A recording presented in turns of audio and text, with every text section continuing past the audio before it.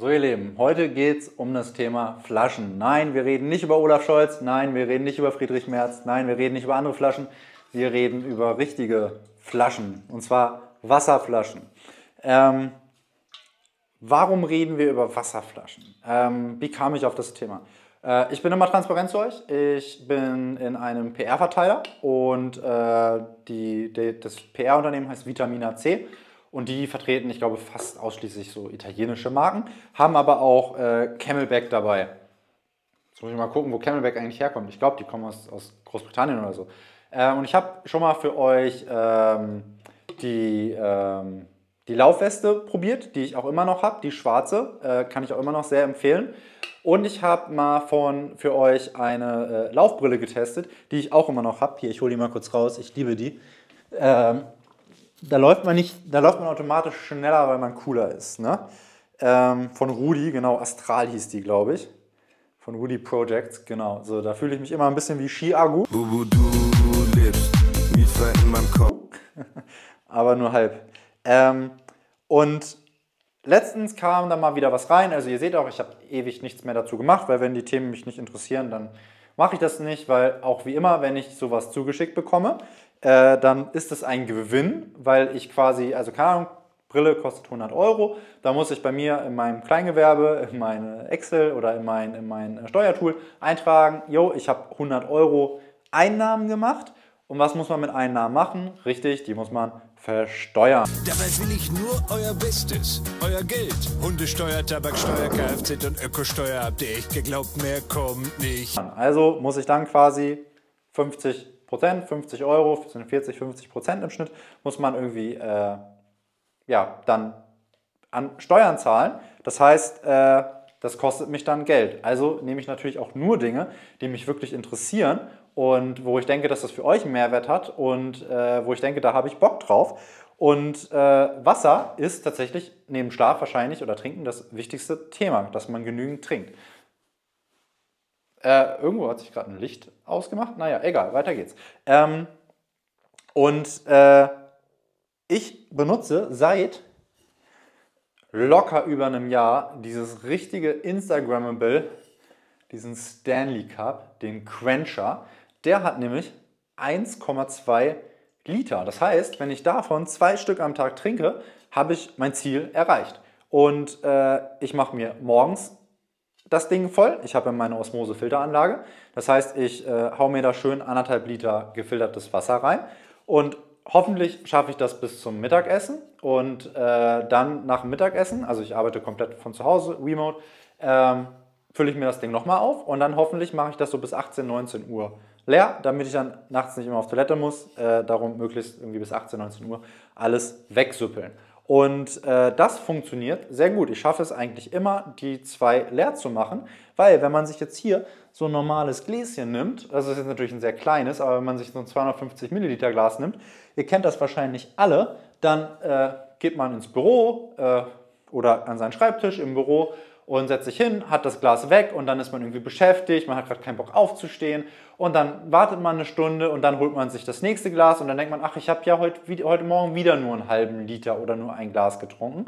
Und bei diesem Becher, das Geile ist auch, der hat hier so einen Strohhalm, manchmal sitze ich dann so vorm Rechner und süppel so vor mich hin. Und fand ich mega. Und dann auch noch für die Autobesitzer unter euch, kommt noch hinzu, der wird ja für die ganzen SUV-Mamas in den USA produziert. Der hat hier unten genau diese Form, dass du den so zack reinsetzen kannst und dann kannst du den einfach im Auto mitnehmen. Und das ist geil, weil dann hat man den auch immer dabei.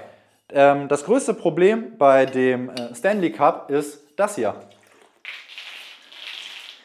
Die Scheiße läuft aus. Theoretisch kannst du, hier ist so ein kleines Teil, das kannst du so umdrehen. Und jetzt testen wir mal das. Kommt auf jeden Fall weniger raus. Nee, jetzt ist mein Boden nass. Naja, aber ihr seht, das ist total nervig. Und normalerweise macht man natürlich nicht so.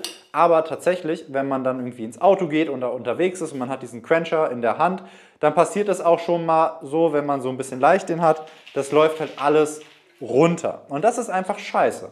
Und jetzt habe ich wieder den Algorithmus versaut, weil ich schon wieder Scheiße gesagt habe. Naja, dieser Stanley Cup ist perfekt für zu Hause oder im Auto, aber immer nur, wenn man ihn gerade hält. Aber zum Mitnehmen ist er eigentlich ungeeignet. Natürlich auch in der Tasche halten oder so. Gar nicht dafür gedacht. Ne? Das ist wirklich gedacht, typisch amerikanisch. Ich sitze zu Hause und dann gehe ich in mein Auto und fertig. Ne? Aber bisher fand ich ihn super geil und ich hatte keine Alternative dazu. Übrigens Preis 50 Euro ungefähr. Jetzt habe ich, wie gesagt, ab und zu bekomme ich diesen Newsletter. Jetzt ist diese Flasche hier auch schön nass. Mal ein bisschen hier trocken machen. Newsletter bekommen, Camelback hat neue Flaschen im Angebot. Und dann habe ich diese Flasche hier gesehen. Ich glaube, man spricht sie Thrive aus, also Thrive, also wie Thrive, so ähnlich wie Drive, plus mit TH davor. Flip heißt der, glaube ich. Thrive Flip. Und der hat auch 1,2 Liter. Halten wir die mal nebeneinander. Die sind ungefähr gleich groß, nehmen sich jetzt echt nicht so viel. Aber was man unten schon direkt sieht, der ist unten gleich dick wie oben. Der passt nicht in den Autobecherhalter. Passt da nicht rein. Das fand ich ein bisschen schade, aber Camelback ist ja auch nicht dafür gedacht ursprünglich. Das ist ja hier so. Unterwegs und aktiv sein und nicht in seinem SUV sitzen und dann mit seinem Becher fahren. Aber das Ding ist trotzdem für Mobilität gedacht.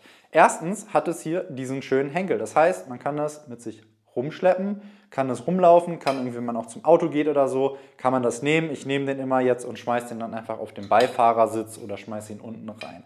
So, und jetzt kommt das Coole. Man macht hier so, zack. Oh, jetzt bin ich meine Füßchen nass, ey. Zack. Und dann habe ich hier auch meinen Strohhalm. Oh, das erste Mal, dass die Kamera das hier instant so aufnimmt, wie ich das will. Und dann, wenn man das nicht mehr will, dann drückt man hier drauf.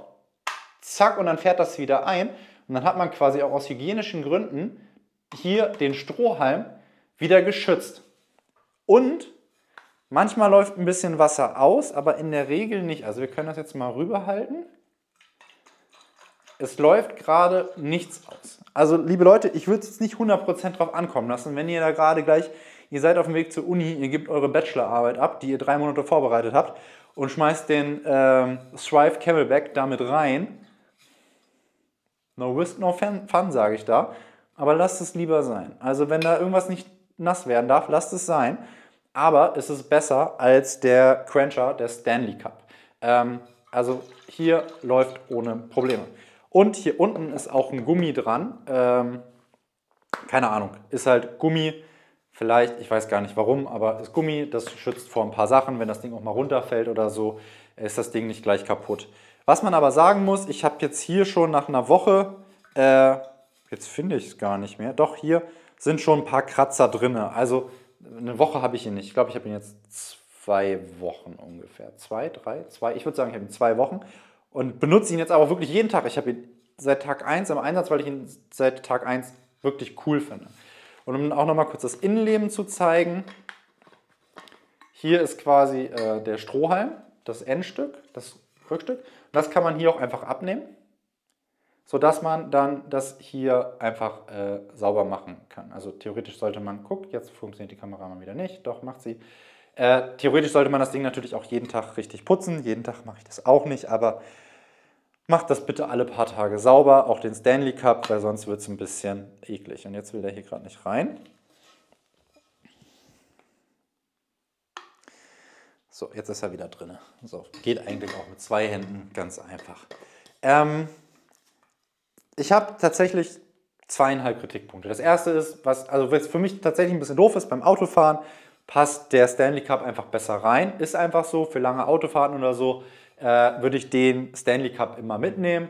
Wer jetzt also immer viel Auto fährt und so, einfach gut zu wissen, aber ist für mich nur ein halber Kritikpunkt. Der erste Kritikpunkt, den ich habe, ist dieser Verschluss, der eigentlich auch das Pro-Feature hoch 10 ist, aber es passiert mir ganz oft, dass ich das hier aufmache und dann spritzt mir da das Wasser entgegen. Also ich zeige das nochmal, ich weiß auch nicht, was man da machen muss, in welchem Moment, aber da macht man das auf Und dann passiert es mir ganz oft, dass da wirklich so was rausspritzt. Und das ist mir auch schon ein paar Mal direkt ins Auge gespritzt, was halt super unangenehm ist.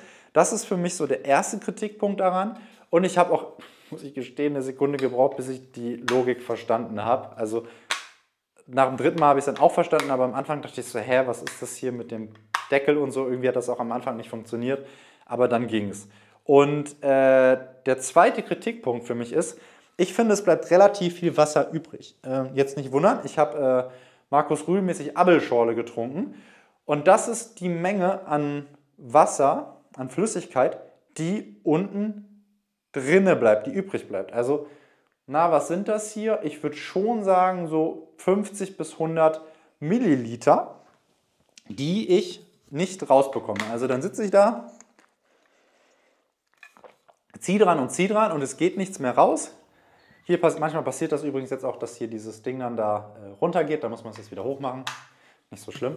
Und da muss ich erst immer die Flasche aufmachen und muss dann quasi so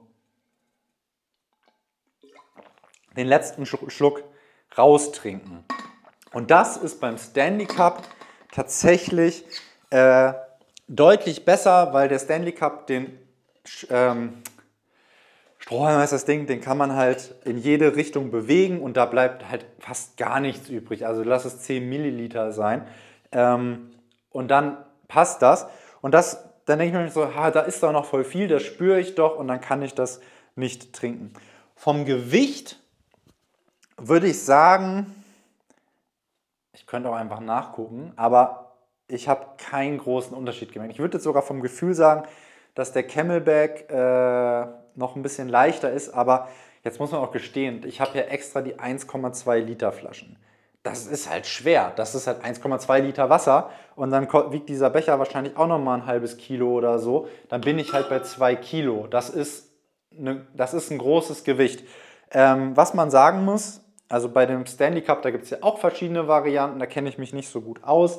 Bei dem Camelback gibt es genau dasselbe Ding, nicht in, ich glaube Edelstahl ist das oder so, sondern auch als Plastikvariante. Also wenn es einem auf Gewichtsreduktion ankommt, kann man auch die Plastikvariante benutzen. Die Version kostet 50 €, also exakt derselbe Preis wie der Quencher. Und die andere Variante kostet 30 oder 40 €. Also ist auch ein bisschen günstiger. Ich persönlich möchte kein Plastik haben für etwas, was ich wirklich täglich zum Trinken benutze. Ich bin ja jetzt nicht so paranoid, ich trinke auch aus Plastiktaschen und so, Plastikflaschen und so. Aber wenn ich da den ganzen Tag draus trinke, dann möchte ich eigentlich auch hier meinen Edelstahl haben. Das kann ich gut putzen, sauber machen. Das kann man auch, ich weiß gar nicht, also ich hoffe, dass es offiziell auch in der Anleitung steht, aber ich glaube, man kann da auch heiß draus trinken.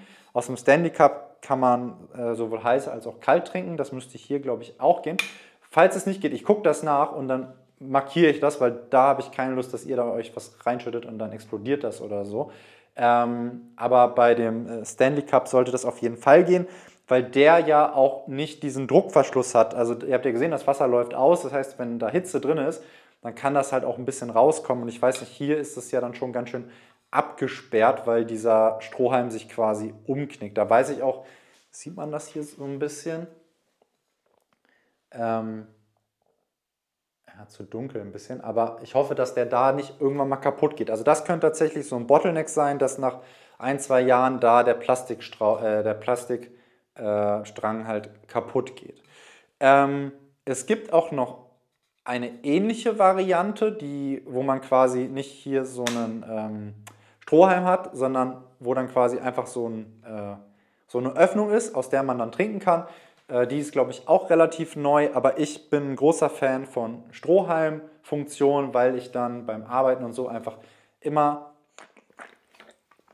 so trinke und ganz oft das da einfach stehen lasse und es geht viel schneller so zu trinken, als halt so zu trinken. Jetzt habe ich auch irgendwie gekleckert. Ich will es auch gar nicht länger machen. Ich sehe schon wieder, Video sind hier fast 15 Minuten. Einfach nochmal mein kleiner Vergleich. Und ein kleiner Appell, trinkt genug Wasser. Für mich war tatsächlich der Stanley Cup wahrscheinlich longevity-mäßig eine der Top 3, wahrscheinlich sogar der Top-Kauf des Jahres und das, was ich jeden Tag benutzt habe. Meine Frau hat auch einen davon, jetzt sogar 2 davon, weil sie noch eine von der Arbeit geschenkt bekommen hat. Das heißt, wir haben wirklich 3 Stück hier rumfliegen. Nee, nicht rumfliegen, wir haben die im Einsatz. Und Camelback hat es geschafft, dass ich den Stanley Cup außer für Autofahrten komplett ersetzt habe.